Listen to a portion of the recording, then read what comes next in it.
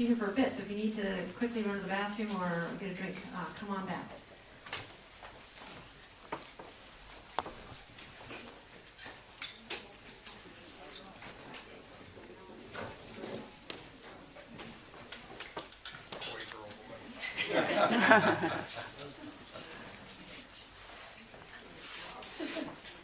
You don't object if I take my coat off. Feels more like the newsroom. Roll up my sleeves. Okay, well, I just saw movies for the first time too, so I think there's so much to talk about in the film. It's too bad we just have this one session here. I'd like to start by having each of you introduce yourselves and who you're with, and then maybe a quick response to the film, and then a little bit maybe about, I think after you have a quick response to the film, if it's accurate, if it reflects your own newsroom, we'll then maybe dig a little bit into whether you have the same issues in your newsrooms and maybe some details, because for me it's really interesting that the back conversation is that, because we're all talking about our subscriptions and not maybe grappling with the same issues you guys might be. So I'm going to start with you, Felice, if you just introduce yourself. Does this work? Yeah, hold it like this. Like this? Yeah. Wow, it's so great that so many people came out for this. I'm Felice Belman. I'm the editor at the Concord Monitor. I've been there off and on for almost 25 years. I started as a reporter right out of college and have had lots of different, almost every job in the newsroom except maybe sports and photo. This is the second time I saw this movie. The first time I saw it, when I left the theater, I thought I loved it. And by the time I finished debating it with a friend over dinner, I decided I didn't really like it. And seeing it again, I have all those same feelings. My main feeling was I really wanted more. I felt like the movie, there was this underlying debate about, is the New York Times and sort of mainstream daily newspapering necessary for democracy, yes or no?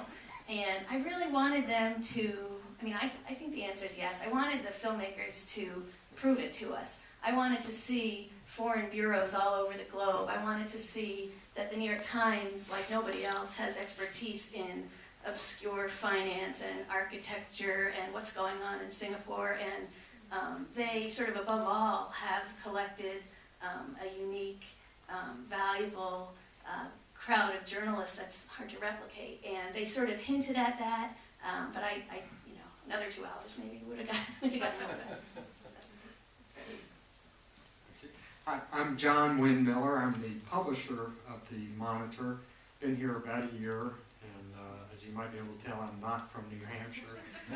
I'm from the deep southern part of New Hampshire. Actually, I came up through the newsroom. Interestingly, I knew a number of people there that I'd be happy to talk about. But I was a reporter for the AP. I was a foreign correspondent based in Rome and traveled. I was a war correspondent. I was in Beirut. I was in Chad. In fact, one of the people I did meet was Judith Miller, who I met in Libya when we were interviewing Gaddafi. So I've had kind of a bizarre career. And I was with the Wall Street Journal. I was in their Rome bureau. I was the Rome bureau chief. Then I returned to Kentucky, which is where I grew up, to work for the Herald Leader, which is a Knight Ridder newspaper. I was an investigative reporter, capital city bureau chief, city editor. Was a Pulitzer finalist, didn't win, should have won. Very bitter about it. I was part of a team of 10, though, so I had to share the credit. And I've been the editor, I feel like Zelig, if you've ever seen the Woody Allen movie. I'm kind of in these bizarre places. I was with the Pope when Pope John Paul II, when he went to forgive the Turk who killed him. I was on the Achille Lauro when it came back into to port after the terrorists killed Klinghoffer. And then I was the editor of the Tallahassee Democrat in the year 2000 during the presidential election, where we had 36 days of being the center of the world until the presidential race was decided. Then I was part of a company, Knight Ridder, that no longer exists. It was bought out by McClatchy, which barely exists. Then I became a publisher in Olympia, Washington, which was a McClatchy paper. I had 200 employees, and we merged my small paper with a bigger paper, and I retired to write screenplays and TV shows, and which are not very profitable if you don't sell them. I just recently talked to some buddies back there, and there are now 28 people in that building that used to have 200. The newspaper's still coming out. So I have a very bizarre perspective on the news industry. I've both been in and out. I've been laid off. I've laid off people. I had to make all those tough decisions. But I'm very optimistic. Believe it or not, I think this is a great time to be in newspapers. And I'll talk a little bit later about why. I thought the movie was great. Thank you, I feel really insignificant now. That's all I have to talk about. I'm Tami Plyler, I'm the Vice President of News at the Union Leader. I'm like the lady you saw who said she came in for a year and spent 20 years too long there. I've been there for about 20 years. I started out in a weekly paper shooting stats and halftones, which no longer exist. I've just done like Felice, I've done pretty much everything in the newsroom except for sports and maybe a little business, but I read some of that too. The movie made me cry a little bit inside, really. That was a joke. No. It's sad.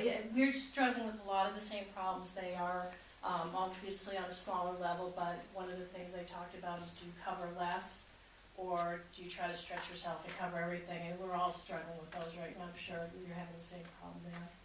So. All right, I'm going to ask another question, but first just a quick poll from people in the audience. How many of you subscribe to an out-of-state newspaper that you physically get? All right, kind of looks like almost half. How many of you subscribe online to an out-of-state newspaper that you read regularly? Okay, less. How many of you subscribe to an in-state newspaper that you physically get? Looks like the same. And how many of you subscribe to one of those papers also online? Okay, a few. So how many of you believe in the online readership service? Very few. So we got a heavy reading. How many of you believe in reading a physical copy? Okay, so we got kind of an interesting audience. These are physical copy readers. All right, so taking that, I guess I just want to ask you guys, I mean, one of the issues, the movie was really, it seemed interested in that whole legacy paper covering civic issues that may not be popular, but there's this whole readership thing. What are your boardroom or newsroom conversations like that about, and how much do these kind of hands-up this doesn't look like a maybe national statistic appropriate, I mean, in keeping response. Is that a question you can? Yeah, I mean, we sit in meetings and discuss what the hell does everybody who reads the paper want, because we know what we think is important, and for years we've told all of you what we think is important and what you should read, and all of a sudden people are coming back and saying, but we want to read what we want to read, and it's a constant struggle between what's going to sell a newspaper and what do people really want to know. I'll let the editors talk. Yeah, it is a struggle. You know, there's this feature on our website which I'm obsessed with. I don't know if anybody else in the newsroom is, but it's a list of the most read stories of the day, or the most read stories over the last 48 hours.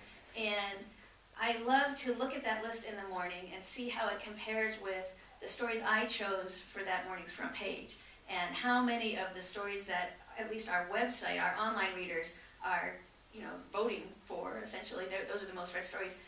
How many of those are the same ones I picked? Now, website readers, you don't know who they are or where they are. If you put Ron Paul on the front page or on the top of the website, there's a national audience of Ron Paul junkies who are going to come to your website. So it's not exactly science, but it's very interesting.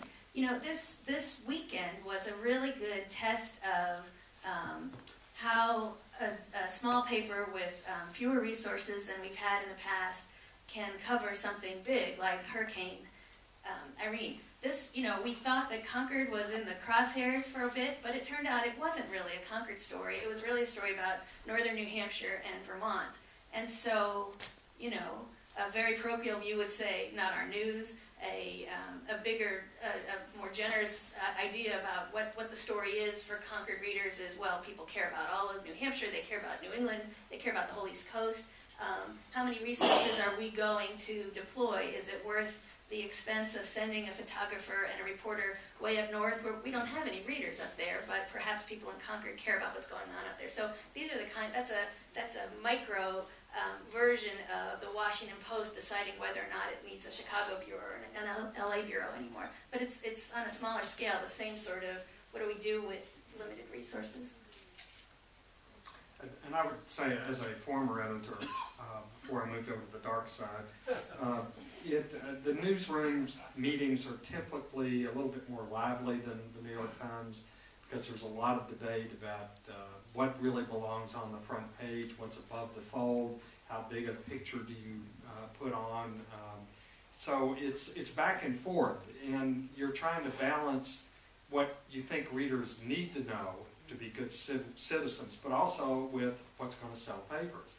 When people try to insult me, they say, well, you're just trying to sell papers. To which I say, yes, that's exactly what I'm trying to do. But the way you sell papers is not one-day cheap shots or bad journalism.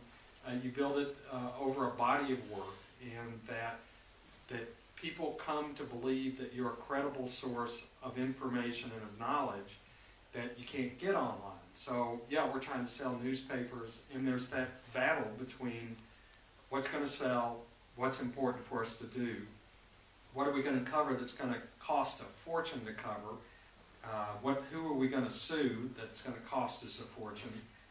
When I'm sitting there looking at the bottom line, sweating every penny, responsibly though, we have to do those kinds of things. We have to sue. We have to spend the resources to be a credible source of information. So. Do you want to say? Is there any, how you guys talk about covering local or national versus sections of the paper? Well, we've been, all the surveys have told us pretty much that local is what people want, local, local, local. And we, even though we're a statewide paper, we try to keep it very local. I went to a focus group last week. There was 2 different groups, and every single one of them said they didn't want local news. So I brought that back, and then you can imagine there were some conversations about it. So we're still striving to be local, because that's the one thing people cannot get anywhere else is their local news. You can get national and international almost anywhere, so we don't focus on that.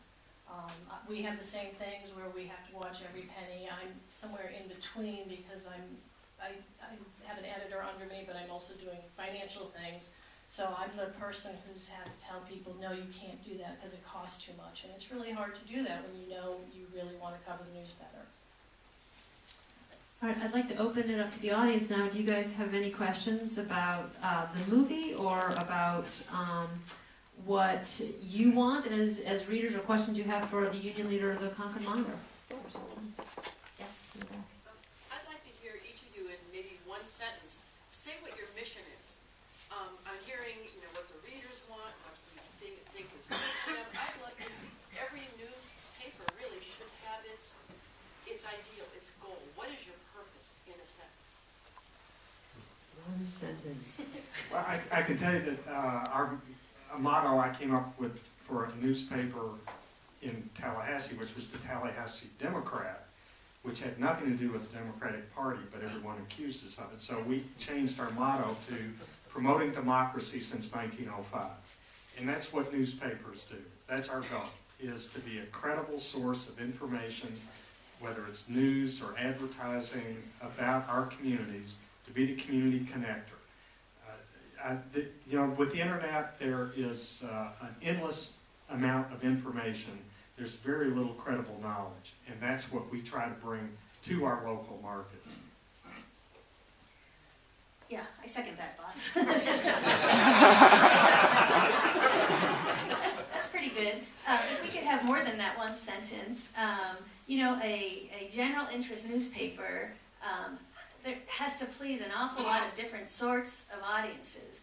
And as we find when we forget to run the Blondie comic strip, say, there's an audience for Blondie. There's an audience for crossword puzzles. There's an intensely interested audience for State House news. There's an intensely interested audience for Concord School Board News.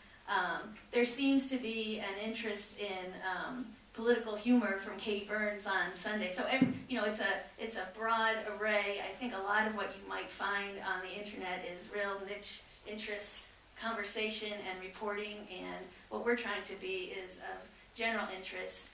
I get a call almost every morning from somebody who didn't like something in the paper that day, one particular story, and they're hopping mad, and they're threatening to cancel their subscription. And as I'm listening, I always think, turn the page. There's going to be something on page 2 that you might like. And I think that's the challenge, that we try to be of broad enough interest and hit enough bases locally that everybody will find something that they are passionately interested in, or intrigued by, or amused by, or they've got something to go talk about at work, or something that drives them to go testify before a house committee or the school board or the city council.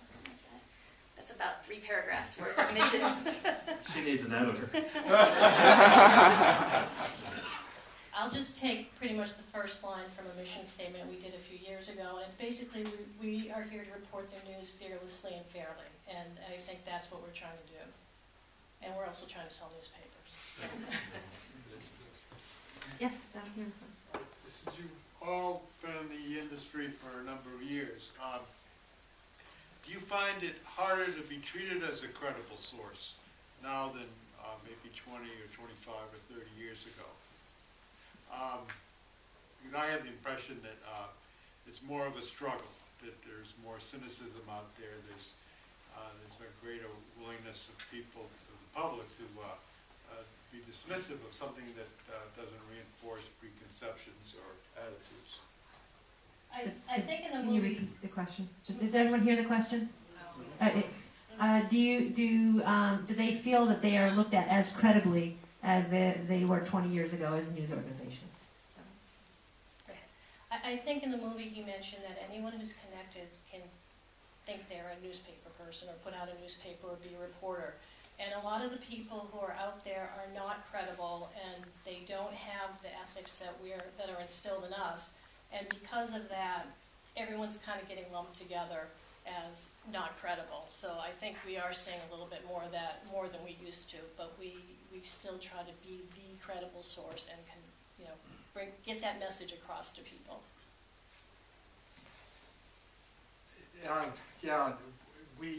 There's more visible criticism of us now because there's 24-hour cable channels, left wing, right wing. They accuse us of being liberal, and one of the things where I was on a show with Joe McQuaid, who's the publisher of the Union Leader, and I challenged the reader who was accusing me of being liberal, I think, saying, look, Joe and I have very different editorial pages, but I defy you to pick up the news stories that we do and be able to tell which newspaper it came from, because there is a standard that we hold ourselves to. We're not a bunch of bloggers out there, highly trained. We have multiple layers of backstops of editors and of editing and fact-checking, because we know that if we don't do that, we're not a credible source of information. You're going to go somewhere else. We're the one place, no matter how mad you get at us on any one day, you can come back the next day and be fairly confident you're going to get a good picture of what's going on. And one of the things I always tell people who call to yell at me, and they don't call me when they're happy very often, is that look at us as a body of work. Newspapers are an odd industry. We're not like Coca-Cola. Our raw product changes every day. We don't know what the news is going to be. Chaos is good for us, and it would kill most businesses. And we're not doing our jobs if we're not pissing off some of our customers every day, because we'd be very boring and of no interest to you. So what our goal is to, over a body of work, over a period of time, convince you that we're a valuable contributor to the community, that we're entertaining, that we save you money, we save you time, and we promote democracy. Yeah, you got it. Sorry. That's okay. I'm going to take the next question, but I actually do want to take a just quick poll. How many of you have actually ever called or written in and complained to one of these papers? Okay, so speak up. All right, here's a question over here. The only problem I have with New Hampshire papers is we're in Laconia, and sometimes the Monitor doesn't make it to Laconia, and it's a big disappointment when you go to the door and it's You'll not be there. happy to know that we have taken over delivery of the Citizen, the Union Leader, and the Monitor throughout north central New Hampshire. So it will be there. It's much better in the last month or so. It's been much better.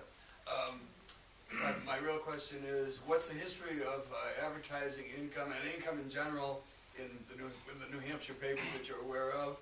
You know, has it been a big decrease, or is it because of the political scene? Maybe you get income at least every 4 years. And second, what are you, in spite of the income ups and downs, why are you optimistic? One of you at least has said you're optimistic. Why any of you be optimistic if you are? Just repeat the question. The question was, have we lost a lot of money, just like they were talking about at the New York Times? And if so, why was I optimistic about the newspaper future? And I can't speak about all New Hampshire papers. I can talk about newspapers in general, and here is, yes, the bottom completely fell out of the revenue stream because of Monster, because of Craigslist, because of the internet. We were giving away our newspaper for free online, and the economy just tanked. So we've had near-death experience. But out of that, I think why I'm optimistic is that we are having to learn a new business model and preserve. You got to do two things at once. Preserve what got you there in the first place, which is the newsroom, our ability to report, and pivot into a new revenue model where you're not as dependent on the traditional streams. So you got to be leaner, but what we've seen since I've been here is that we're starting to turn things around. The internet is actually our friend, not our enemy. We're now charging for it, we should have been doing that all along, because free is not a very sustainable business model. But I am seeing, not nationally, but I'm seeing here in New Hampshire a turnaround where we're getting more advertisers convinced that it's a good thing. We're getting more and more page views. Our circulation has dropped pretty dramatically, but our readership has also gone up dramatically. So we've got 17,000 paid circulation, between 17 and 20,000. I get 50,000 page views a day, so almost 2 million page views, 300,000 unique visitors online. So each paper goes to 2.5 people. So we have never had more readers. So that's why and I believe that we offer a product that people find necessary. So.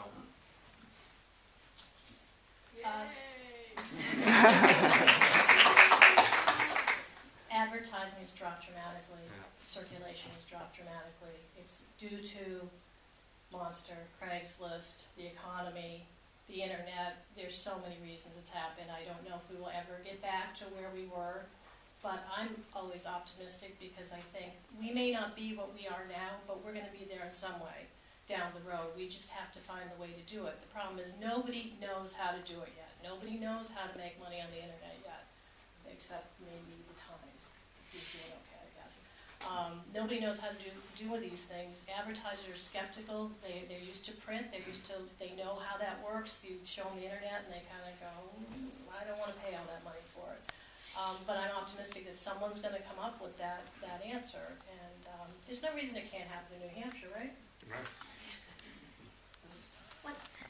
One other thought, the thing that makes me optimistic is the 22-year-olds I meet who are dying to work at the Concord Monitor. We do a lot of hiring for a lot of people. It's their first or second job in the newsroom right out of college. They're often very smart. We don't pay them very much. They're very ambitious. They want to work at the Monitor through a presidential primary, and then they want to work at the New York Times. And the first question, or maybe the second question I always ask when I get to hire a new reporter is, you're serious? You want to do print journalism? You're not worried about the industry?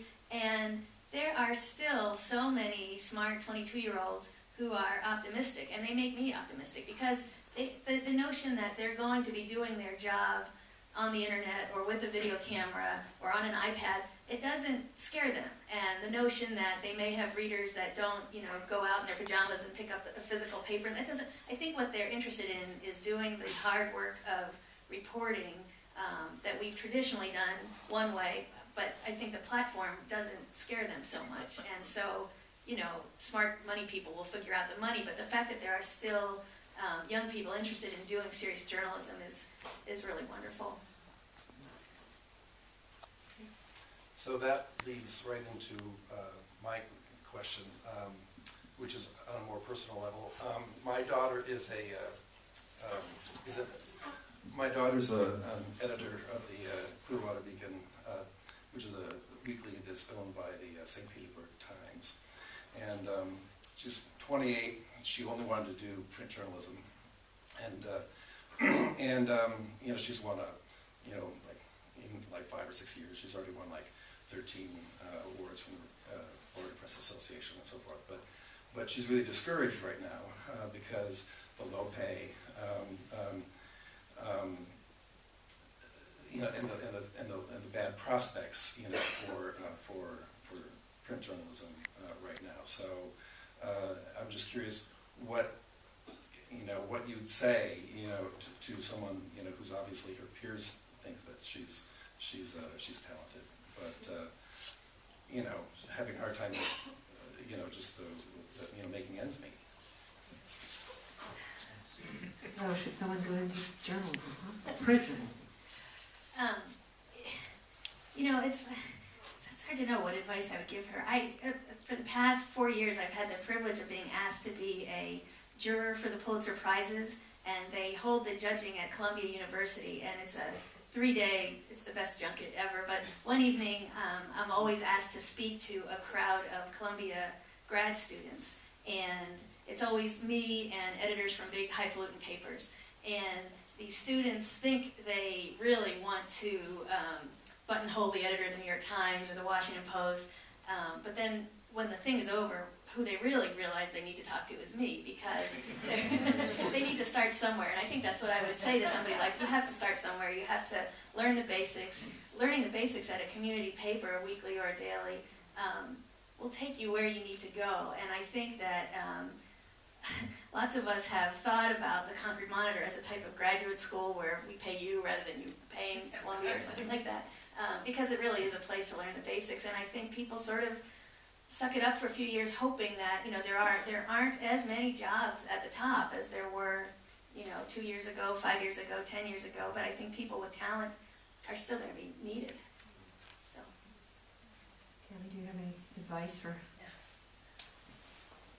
Nobody gets into journalism to get rich. Right. That's just not happening. Tell me that now? Sorry. And it has nothing, it's not the economy now, it's just always been that way. You just don't get rich in journalism. Most people do it because they love it, and they get it in their blood, and they can't get rid of it.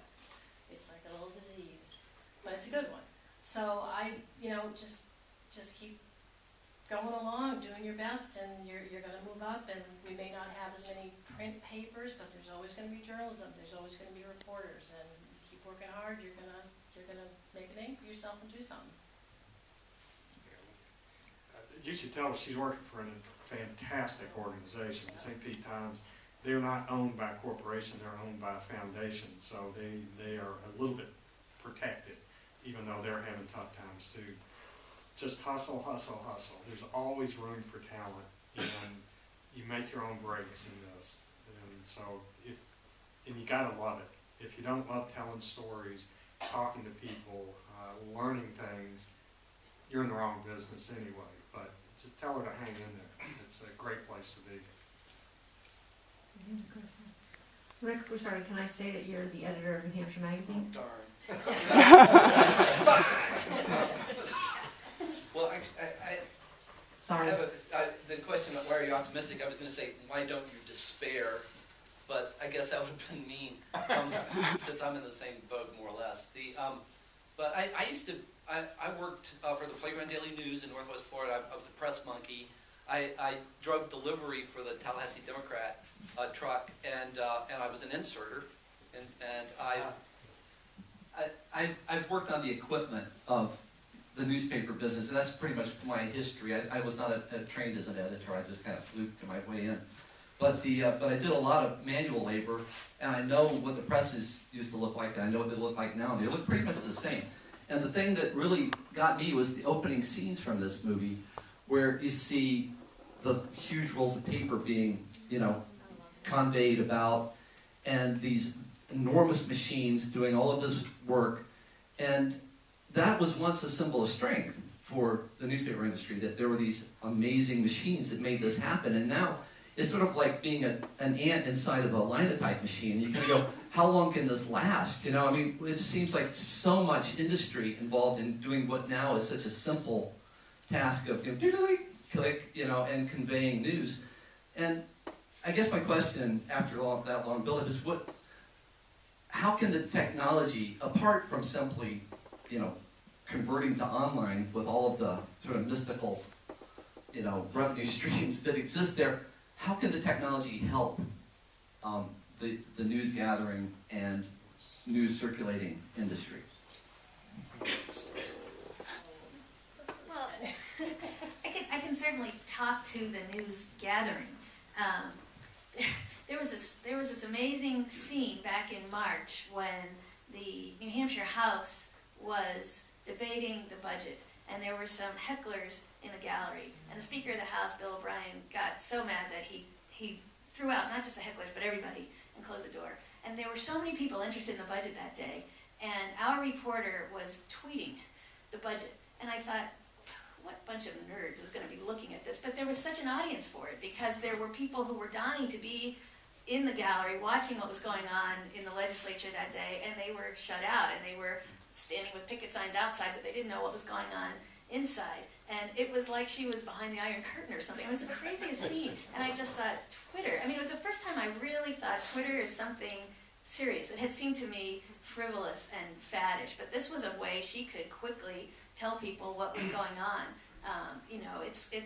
There are technologies that make it possible for us to send photographs from Bartlett, New Hampshire, back to the Monitor very quickly, before the photographer can drive all the way back through Irene-flooded roads last night. So for all of the headache that technology is giving the business end of the operation, it's making news gathering sort of a revelation all of a sudden. Yeah, what he's talking about is the physical building and plant, the press. Our biggest cost, other than labor, is the newsprint and those huge presses. To me, it's a miracle that the paper comes out every day, because it's such a complicated process. And it really hadn't changed in the last 50 years. We're using 25, 30-year-old presses. In Tallahassee, mine were 50 years old, and they're still cranking out just like they always did. There will be fewer and fewer pages, fewer papers, but for now, there is still a hunger for a printed product. At the same time, we're having to use technology to make us more efficient in how we print.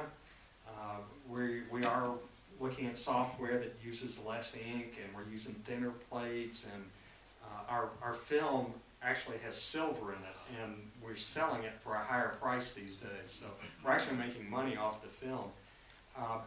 But also we're using technology like the iPad. Right now we're doing an experiment with the newsroom, with advertising.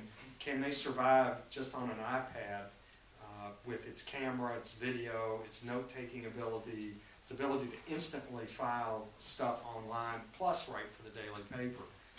So we are having to pivot from this really manufacturing plant that's labor-intensive, a big chunk of iron, some people call it a boat anchor, but I'm still optimistic, because even though we have put up a paywall, we've raised our price, we've asked subscribers to help pay for the online, our circulation is starting to level out and go back up. In fact, our Sunday circulation is up year over year for the first time in years. Now, part of that's because of the coupon craze, but we like them. And that's why I'm optimistic, because I think we're going to be able to take that technology and use it to our advantage, because what we have that nobody else has is we have the local knowledge, we have the local talent that can collate aggregate and filter information in a way that's enjoyable to read. Because there's a saying, I forget who said this, but a wealth of information creates a poverty of attention. And you are just bombarded by information. Our job is to get it down to where it's still interesting. Funny you mentioned the press at the beginning, because that made me feel really good. There's nothing more beautiful than watching the presses run, and that's one thing that keeps me optimistic when I see those things going. Everything's okay.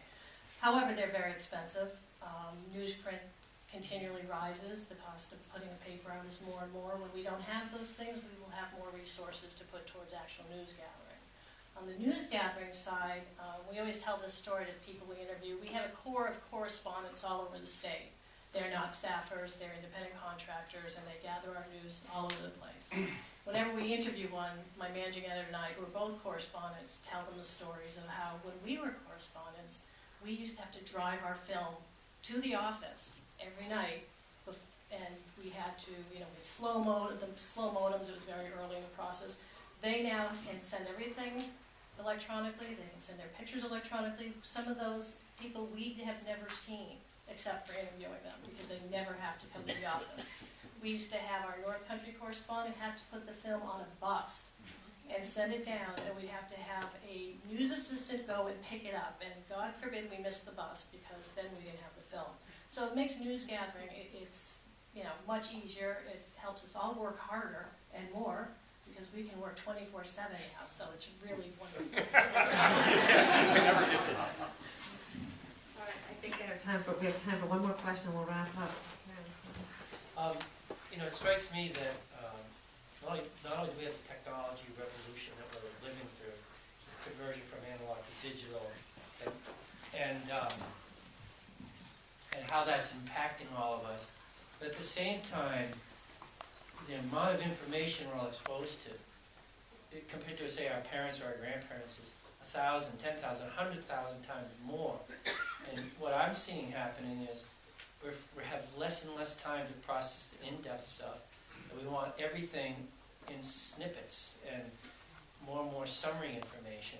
And I'm just wondering if you see that trend, if you agree with that, and what you think about what the newspapers would do to try to deal with that.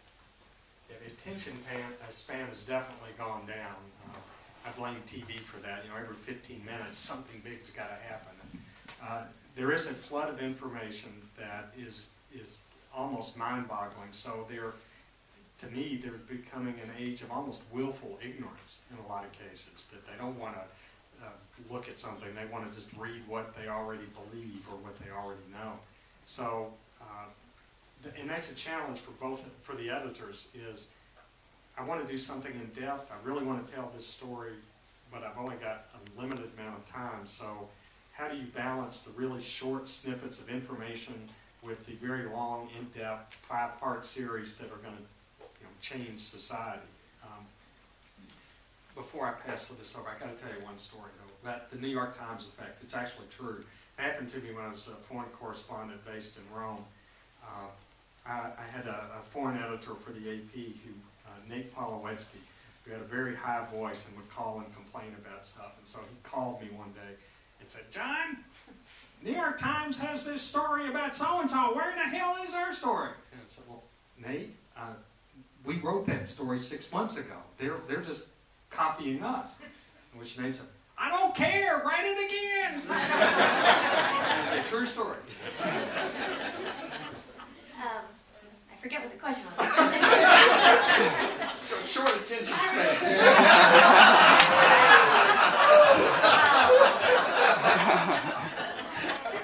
I'm hoping I'll have a job in the morning. You're a good straight man.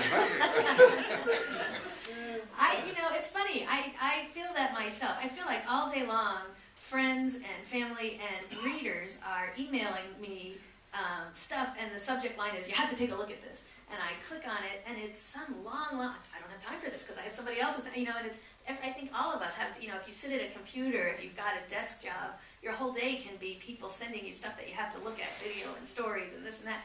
And to me, I find the daily newspaper such a relief.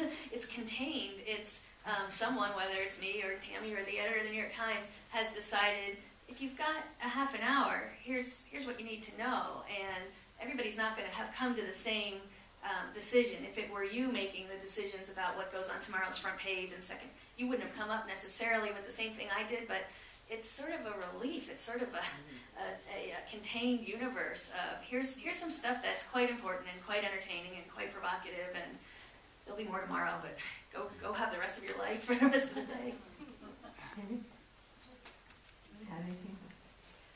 Just that the short attention span is an issue. The focus group I went to, they said they read newspapers because it gave them more in depth than what they were seeing on TV. And then they said, if you don't get me in the first 2 lines, I'm gone. So it's a constant struggle. A lot of people will not read long stories, and they'll read the first 2 paragraphs and think they've got everything they need. And it's a struggle trying to inform when that happens. So. Great. Is there any last thing you guys want to say? We all have to walk out here, tweet something, what we should Buy more papers. So do we all feel like we understand a little bit more about our local neighbors? Thank you so much for joining us.